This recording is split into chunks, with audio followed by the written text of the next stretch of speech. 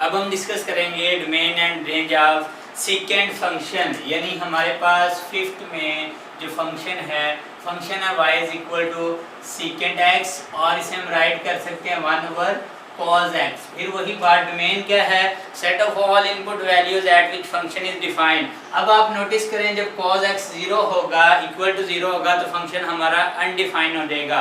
और cos 0 कहाँ पे होता है? Odd multiples of 90।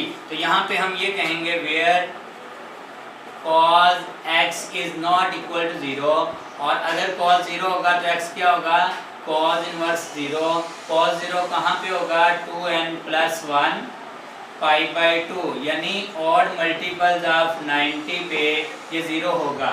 अब यहाँ पर हमें डोमेन तो कंफर्म हो गई। हमारे पास डोमेन क्या है? हमारे पास डोमेन है set of all real number except odd multiples of 90। और यहाँ पे n क्या है? n belong to set of integer. ये है हमारे पास domain of the trigonometric function second x। अब हमें रेंज फाइंड करनी है, तो रेंज फाइंड करने के लिए सेम सबसे पहले हम ग्राफिकली डिस्कस कर लेते हैं ताकि हमें रेंज फाइंड करने में आसानी रहे।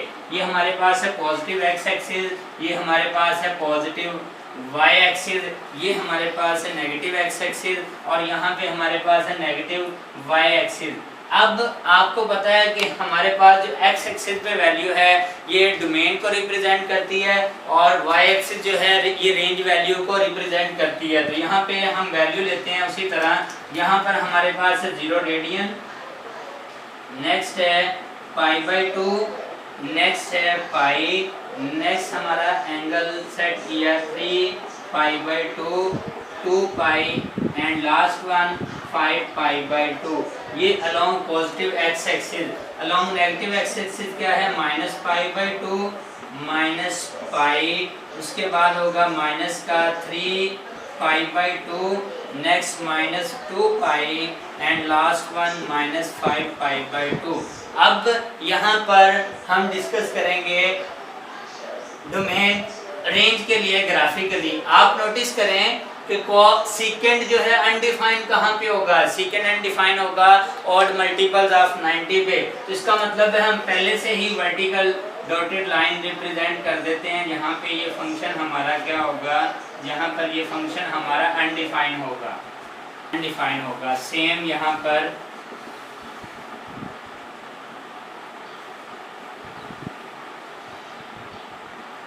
और सेम यहाँ पर माइनस के 3π/2 पे एंड लास्ट -5π/2 पे। अब हमें देखना होगा कि इसकी वैल्यू जो है हमारे पास 0 डिग्री पे क्या होगी? हमारे पास है 0 रेडियन, तो 1/cos 0 क्या होता है? 1। तो इसका मतलब 0 पे वैल्यू क्या आ रही है? हमारे पास 0 पे वैल्यू आ रही ही है 1। उसके बाद 90 पे cos 90 क्या होता है? 0। 1/0 क्या बनेगा? अनडिफाइंड, यानी यहाँ से इस शेप में ये हमारा ग्राफ बनेगा। उसके बाद यहाँ पर हम डिस्कस कर लेते हैं साथ ही नेगेटिव पे। अब नेगेटिव पे सेम बिहेवियर इसका रहेगा, क्योंकि हमें ये पता है कि सेकेंड ऑफ -θ इक्वल होता है सेकेंड थीटा। तो इसका मतलब -π/2 पे भी क्या होगा? अनडिफाइंड। इस तरफ ग्राफ इस तरह मूव करेगा और ये लाइन कभी भी आपस में टच नहीं करेंगी। ये वाली लाइन यहाँ पे ये कभी भी टच नहीं करेंगी। उसके बाद नेक्स्ट है हमारे पास एंगल पे हम आते हैं पाई पे। तो cos पाई क्या होता है? -1। तो इसका मतलब है 1/-1 क्या बनेगा? -1। तो ये वैल्यू हमारे पास है, यहाँ पर वैल्यू है 1, यहाँ पर 1 है, यहाँ पे वैल्यू क्या है? -1। तो इसका मतलब है ये वैल्यू बनेगी -1 यहाँ पे। उसके बाद हम आप नोटिस करें 90 पे क्या हो रहा है? 90 पे हो रहा है अनडिफाइंड। और इसी तरह यहाँ पर जो हमारे पास वैल्यू है 3π/2 पे भी ये क्या होगा? अनडिफाइंड इस शेप में। अब नेक्स्ट हमारे पास क्या है? नेक्स्ट है हमारे पास 2π पे cos क्या होता है? 1, 2π पे 1, 3π/2 पे सेम ये क्या होगा? Same undefined. और यहाँ पे 5π/2 पे भी क्या होगा? अनडिफाइंड। अब इसी तरह हम डिस्कस करेंगे अलोंग नेगेटिव एक्स एक्सिस, और नेगेटिव एक्स एक्सिस पे बिहेवियर क्या रहेगा, सेम, क्योंकि सीकेंड ऑफ माइनस थीटा क्या होता है, सीकेंड थीटा। अब यहाँ पर हम आते हैं माइनस पाई पे, तो हमारे पास पाई पे क्या होता है -1, यहाँ पे वैल्यू, उसके बाद ऑड मल्टीपल्स ऑफ 90 पे क्या होगा, अनडिफाइंड। यहाँ पर ये हमारे पास शेप इस फॉर्म में बनेगी। नेक्स्ट हम आते हैं 2 पाई पे, तो 2 पाई पे हमारे पास क्या बनेगा, 1, तो इट मीन्स यहाँ पर 1 है, और ऑड मल्टीपल्स ऑफ 90 पे वो चाहे इवन हो या नेगेटिव हो, वहाँ पे क्या होगा, अनडिफाइंड। अब नेक्स्ट पे अगर हम डिस्कस करते हैं तो वो यहाँ पे बनना था, तो इसका मतलब है ये हमारे पास ग्राफ है किसका, सीकेंड एक्स का, और बेसिकली ये क्या है, सीकेंड, क्योंकि रेसिप्रोकल होता है कॉस का, तो ये कॉस के रेसिप्रोकल का इन्वर्ट है। अगर मैं इसको मजीद आपको समझाने के लिए दोबारा से कॉस का ग्राफ रिप्रेजेंट कर दूं, तो आपको याद होगा हमारा कॉस का ग्राफ कुछ इस तरह था। जब हमने कॉस का ग्राफ ड्रा किया था तो हमारा कॉस का ग्राफ कुछ इस तरह था, इस फॉर्म में, इस तरह, और नेक्स्ट ये बनना था इस फॉर्म में। इसी तरह यहाँ पर हम जब डिस्कस करेंगे तो हमारा ये कॉस का ग्राफ कुछ इस तरह था, इस तरह। अब आप नोटिस करें कि ये जो हमारे पास डाउनवर्ड ओपनिंग है इस पैराबोला की, क्योंकि सीकेंड है तो यही हमने इन्वर्ट कर देना ऐसे अपवर्ड। इसी तरह ये हमारे पास ओपनिंग अपवर्ड है, इसे इन्वर्ट कर देंगे डाउनवर्ड। इसी तरह ये जो हमारे पास इतने पैराबोला की ओपनिंग डाउनवर्ड बन रही थी, ये किसमें कन्वर्ट हो जाएगी, अपवर्ड। सेम यहाँ पर हमारे पास इसकी ओपनिंग थी इतने रीजन की अपवर्ड, तो क्योंकि इन्वर्ट करना है, रेसिप्रोकल है, तो ये क्या बन जाएगी, डाउनवर्ड। और यहाँ पर उसके बाद अगर हम इसको फर्दर जो है ऐसे रिप्रेजेंट करें, तो ये जो हमारे पास डाउनवर्ड था वो किसमें चेंज हो गया, अपवर्ड में। यानी ग्राफिकली भी हमें पता चल रहा है कि सीकेंड रेसिप्रोकल है किसका, कॉस का। अब यहाँ पर हम डिस्कस करेंगे रेंज, तो यहाँ से हम रेंज को कंफर्म कर सकते हैं। आप नोटिस कीजिएगा ये जो मैंने ब्लैक मार्कर से राइट किया, ये बेसिकली रिप्रेजेंट कर रहा है ग्राफ सीकेंड को।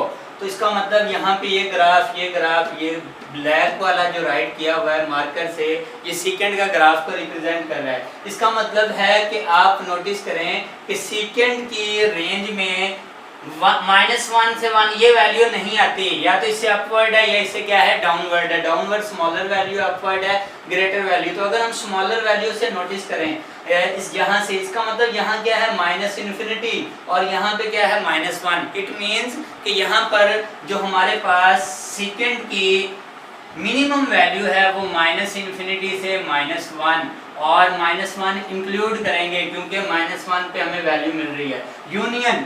अब आप नोटिस करें यहाँ पे 1 से लेके किस तरफ वैल्यू, +∞ की तरफ, तो यूनियन बना 1 से +∞। तो ये हमारे पास क्या है, range of secant function. Dear student, अब हम डिस्कस करेंगे domain and range of trigonometric function cot, secant, cosecant की, यानी साइन, कॉस और टेन के रेसिप्रोकल की डोमेन और रेंज डिस्कस करेंगे ग्राफिकली। अब हमारे पास फोर्थ में जो फंक्शन है हमारे पास y cot x। अब क्योंकि ये क्वेश्चन फॉर्म है, हम कॉट को राइट कर सकते हैं cos x over sin x।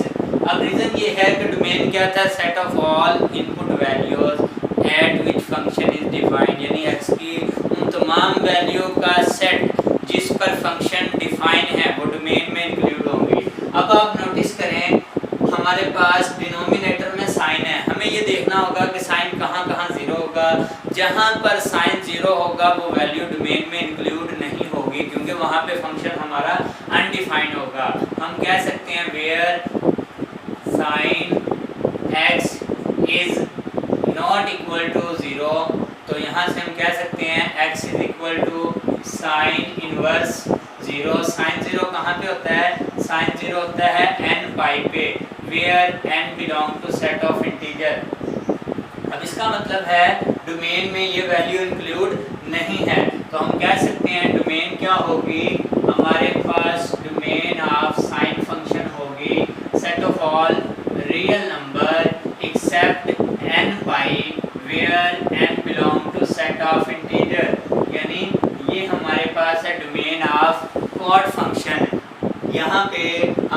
पाई मीन के एक्स एक्सिस पे जितने भी multiples of even multiples of 90 होंगे वो हमने इंक्लूड नहीं करते हैं।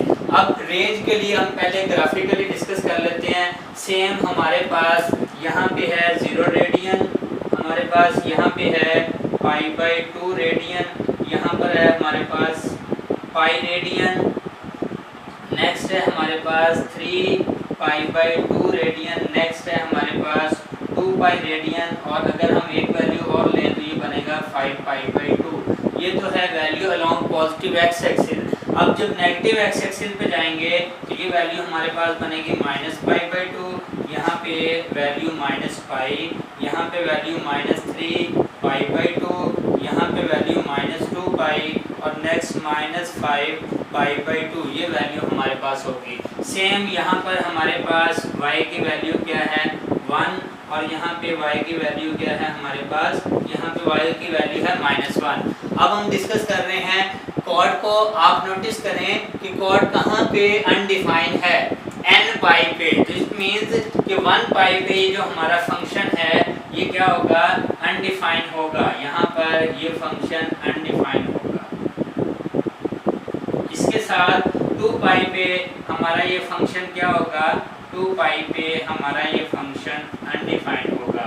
इसी तरह यहाँ पर -π पर हमारा ये फंक्शन क्या होगा, अनडिफाइंड होगा। इसी तरह कॉर्ड जो है -2π पर क्या होगा, अनडिफाइंड होगा। इससे हमने वर्टिकल लाइन ड्रा कर ली। अब यहाँ पर हम डिस्कस करते हैं इसकी वैल्यू को।